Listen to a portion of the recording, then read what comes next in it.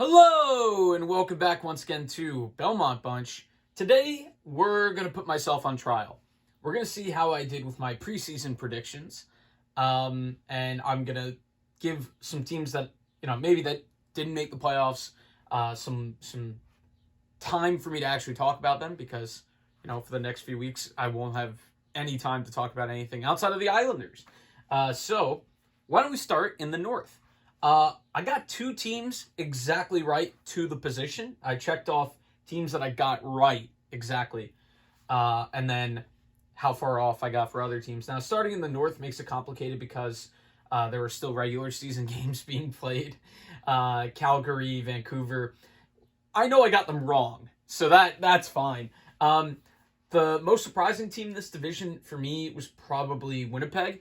Edmonton, even when I picked them to miss the playoffs, it was just barely. And Winnipeg was a team that I didn't really consider too heavily for a playoff spot. Now, this is also partly because I was really high on Vancouver. For Vancouver, it just kind of fell apart. COVID recently didn't help, but, they dug themselves into a huge hole early on, and they never got out of it. You thought with a tandem that looked like it could be decent, even though I think I said I was worried about Holtby. They just never came together, and they couldn't defend, really, and that was surprising to me because they brought in Nate Schmidt, so I thought that would be better. So that's my Vancouver spiel. Calgary, I'm just giving up on forever. Montreal, I figured they were like a decent team that could be dangerous in the playoffs, if they're healthy. Edmonton, I was, cheers to Mike Smith. Their goaltending was better than I thought it would be. Their goals against was better than I thought it would be. And I doubted Connor McDavid. And I'm not doing that for the first round of the playoffs. So that's a change. Winnipeg, they defended. They were able to replace lost minutes from like Bufflin and, kind of plug holes on the fly. And it worked. They are coming into the playoffs really cold, but they are in the playoffs. So we give credit there. And Ottawa, since I put a question mark because we don't know, I could still be right about them finishing last, but still a promising year for them regardless, because they had some key wins here and there. They had a big win against Toronto, obviously early on with Dadonov scoring a game winner. It's looking good. The rookies, the young guys, the important part of it is looking good. The East, I did okay. I got the Rangers down to a T, so I guess I was really... I was going to say I was on it for those mid-tier teams, but Anyway, Boston was sluggish for a while. The depth scoring really didn't show up for a while. It now has, and then they get Taylor Hall. That helps. Philadelphia. So the state of Pennsylvania couldn't get a beat on it this year. Flyers, I almost said the Phillies. Philly really, probably them and Vancouver, the two teams that I was just dead off on in terms of teams going down. Don't worry, I'm going to mention the Penguins in a sec. Philly, the goaltending just fell apart. The defense just fell apart. And the scoring was it was still decent, but they just forgot how to play defensive hockey. And they were a real easy team to play this year. And that was not what they were like last year. Even when the Islanders in that series last year, in that playoff series, could have ended that in 5, with a bounce in OT or something. Those were still hard-fought games, so kind of shocking to see Philly fall off so hard. The Islanders, pretty close on. I figured they're still a good team. The regular season is not their MO. They are a better playoff team than they are a regular season team, which is interesting. Washington. I thought it would take a little bit more time to implement a new coaching system in a weird year where you're only playing a certain amount of teams. Maybe that played in its favor. Maybe that helped seeing familiar foes very often. But credit to Washington for not really missing much of a beat at all and finishing second. Talked about the Rangers, their rebuild. Obviously there's been off the ice stuff recently. But I think on the ice, I thought they were on course, and that this wasn't the end of the world, and that you shouldn't make a rash decision based on such a weird season. Just use this as a barometer season, kind of like Ottawa. Pittsburgh, wow, the team I was most off on. I didn't trust the goaltending. It came around. It started off as bad as I thought, and then it came around. The depth scoring, really good. They were able to get, like, Freddie Gaudreau. I'm filming this in the first intermission of the Islander Penguin Game 1. And Freddie Gaudreau came in and made some impacts.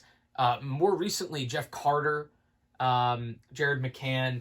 So depth, which, has in the past been a bit of an issue for Pittsburgh. Not so this year, as evidenced by their 3.45, got pie in my head, goals per game. Buffalo and New Jersey, here's how I'm going to justify this. I saw Buffalo's top 6, and I preferred it over Jersey's on paper. Now, I didn't take into account the curse of Buffalo, which is just that everyone that goes there, their career kind of falls off. Taylor Hall, Eric Stahl didn't want to be there at all. They lost Eichel for big portions of the season. They lost the one goalie that was kind of keeping them in games, and Linus Ullmark. So a lot of things fell apart. And even then, they almost actually caught Jersey at the end a little bit. Jersey is in a real rough spot because I will say they have a couple of their young forwards that are starting to look decent. Bastian, Sharangovich, forgive me if I'm forgetting anyone, McLeod. So it's starting to turn, but there's still some guys there, like a Subban, and they don't really have any backup goaltending, and I hope they're not ruining Mackenzie Blackwood. So we'll see what happens with that. Central, Tampa. I did say to my brother I really thought Carolina could push them, and they pushed them off the top. So good for Carolina. Tampa Bay, it was more of just managing getting in, and then they didn't care from there about seeding. And they weren't healthy for a lot of the year, but they rarely are. They have a couple of guys that just get hurt a lot. Stamkos, Kucherov missed the whole year this year, and now he's back magically. Dallas, for Dallas, I'm not going to hold it too much against them. I think it was, there was the ice storm, there was COVID, and it was just hard to overcome that, and they just weren't able to. Florida, I'm really glad for Florida. I'm really glad that I finally got it right. I feel like I'm always 1 year off on them, and I didn't get it all the way right. To their credit, they were way better than I thought they'd be. I thought they could, squeak in a la Arizona as like an okay team. They were way better than okay. Columbus, it just fell apart. It was the right time for them to part with Torts. Glad they have done that. Off-season stuff's going to be interesting with Line, Roslovic. I think those are guys that could fit. They showed glimpses.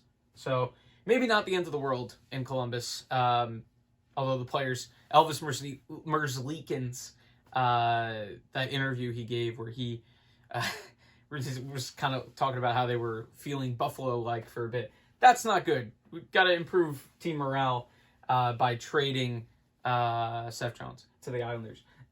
Nashville, I thought of as just a nothing team. In this division, past Tampa, it was not amazing stuff. And Nashville was the best of that. Good for them. I don't think they have any chance against Carolina whatsoever, unless UC Saros turns into Pekka Rinne from 2017. Nashville, it's a little bit weird, though. Like, getting in sometimes masks some deficiencies. This team didn't have a lot of depth scoring. This team didn't have a scoring period. On the blue line, it's still really solid, and in goal, it's pretty good. But there's some heavy contracts on guys that I'm not a big fan of down the middle, specifically Johansson and Duchesne. Chicago, I was close on them. They were way better to start the season than I thought. But when it was all, the linchpin was Kevin Lankinen, a rookie goalie. You kind of figured that was going to come apart eventually. It did. But there's still pieces there. I love Kubalik.